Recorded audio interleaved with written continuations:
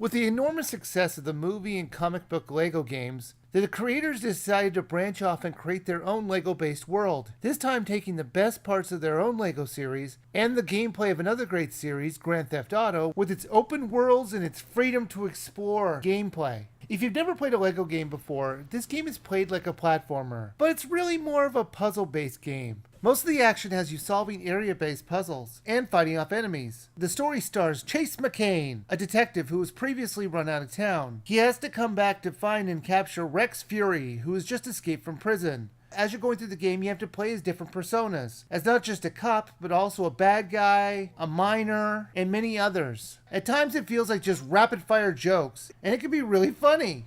Now, graphically, the title looks great. I have to assume this is what a next-gen LEGO game looks like normally, as I've only played the Wii versions in the past. There were a few times where things would just pop up, and occasionally there were frame rate glitches, but those were such minor problems. The open world approach that Grand Theft Auto brings is perfectly married to this game. I love the sense of freedom to explore the somewhat big, LEGO-ized world that they have created. There are plenty of places that even if you looked there, you'd have to have the right ability to actually explore the certain area. So there's plenty of replayability to come back and find something new. Now, the game controls all right. Just like all LEGO games, the jumping controls were very loose. You will occasionally overjump a landing, but since you can't die and you just respawn back where you were, it's not really that big of a deal. You would get new abilities as you went through the game, like being able to use grappling guns to get to high points and able to use dynamite on rocks. One of my favorite abilities was finding hidden tracks to follow. It felt like a lot of fun just following up on these clues, finding out where they would lead. That was really fun gameplay. In fact, I loved it the first time that I played it in My Sims Agents. I guess they're not just borrowing gameplay from Grand Theft Auto.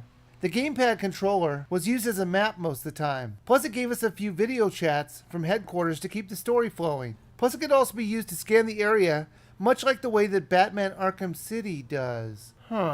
Okay guys, how many gameplay things are you going to take from other games? I really didn't like the scanning feature. I thought it was too cluttered, and I really didn't use it most of the time. One of the new additions to this LEGO series is the ability to drive a car all over the map. In fact, there are cars, motorcycles, and trucks for you to drive. And the controls in them were a bit loose. You would often crash into things. But funny enough, it really didn't damage your car most of the time at all. So have at it. Crash as much as you want. It really didn't matter. In fact, the game actually encourages it because you can collect blocks from the destruction that you cause. And if you collect enough blocks, you can make new structures out of those blocks. There is a ton of replayability in this title. Not just collecting all the cars and all the people in the game, but there are also a lot of hidden secrets to find and many other little things if you ever just search the town and previous missions. Now, there are a couple negatives I have about the game. First, the game is only a single-player game, which is very odd. All the other LEGO games for this company are multiplayer, but this one doesn't have it. But I guess it'd be a little bit too awkward to have two people jacking someone's car. Also, the loading times were atrocious. Now, I had heard from people that this game had bad loading times, so I bought the game directly off the eShop just so it wouldn't have to access the disc. So I thought maybe that would cut down on the loading times. But they're just as bad as I heard. There would be times where it would last at least a minute, and then sometimes it would be one right after another. But I don't want you to think that it loads all the time, because it doesn't. It tends to load entire levels and maps, so most of the time you're not going to see loading screens.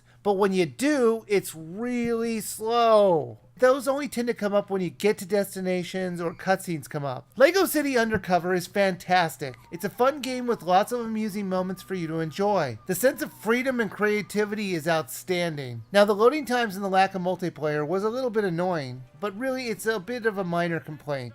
This is a great game and a must-buy for the Wii U.